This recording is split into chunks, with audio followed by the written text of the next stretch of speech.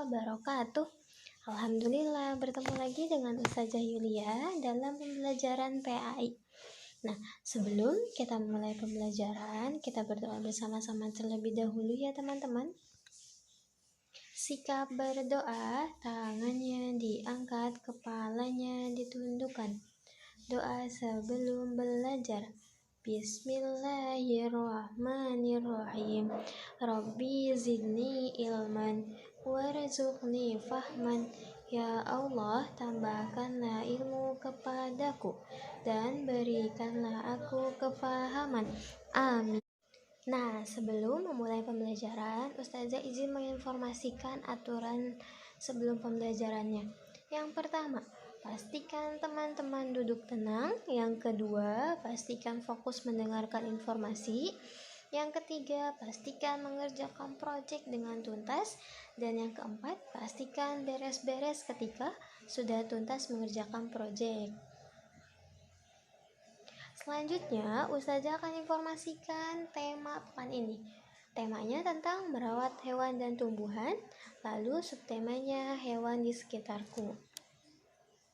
Nah, terdapat di dalam surat Al-A'raf ayat 77 yang artinya, kemudian mereka sembelih unta betina itu dan mereka berlaku angkuh terhadap perintah Tuhan dan mereka berkata, Hai Soleh, datanglah apa yang kamu ancamkan itu kepada kami. Nah, selanjutnya pengertian dari mamalia. Mamalia adalah hewan yang melahirkan dan menyusui, memakan tumbuhan seperti rumput. Sapi menghasilkan daging dan juga susu. Sapi diberi makan setiap 2 kali sehari, membersihkan tubuhnya dengan memandikan seminggu 1 kali, lalu memberinya vaksin. Selanjutnya, ayam adalah hewan unggas. Ayam dapat dipelihara oleh manusia. Cara merawat ayam yang pertama menjaga kesehatan, memberikan vaksin, membuat kandang, dan memberi makan sesuai kebutuhannya.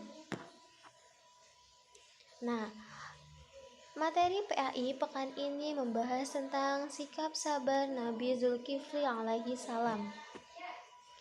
Terdapat di dalam surat Al-Anbiya yang artinya, dan ingatlah kisah Ismail, Idris, dan Zulkifli.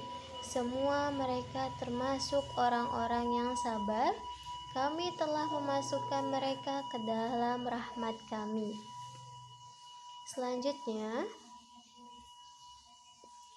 Nabi Zulkifli merupakan putra Nabi Ayub. Nama asli Nabi Zulkifli adalah Bashir. Beliau tinggal di negeri Syam yang dipimpin oleh seorang raja yang sudah tua dan tidak memiliki keturunan. Selanjutnya, awal mula dipanggilnya Nabi Zulkifli itu karena suatu hari ketika sang raja sedang mencari penggantinya, si raja ini berjanji akan menyerahkan kekuasaannya kepada siapa saja yang mau bertanggung jawab menjalankan amanah umat dan orang-orang yang bertakwa kepada Allah Subhanahu wa taala.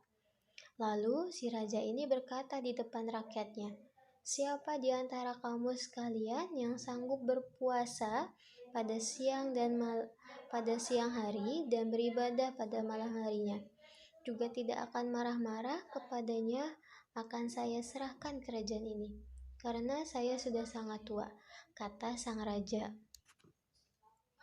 Selanjutnya, Nabi Zulkifli ini memimpin negeri Syam dengan baik. Beliau sangat mementingkan urusan rakyatnya daripada urusan dirinya dan keluarganya.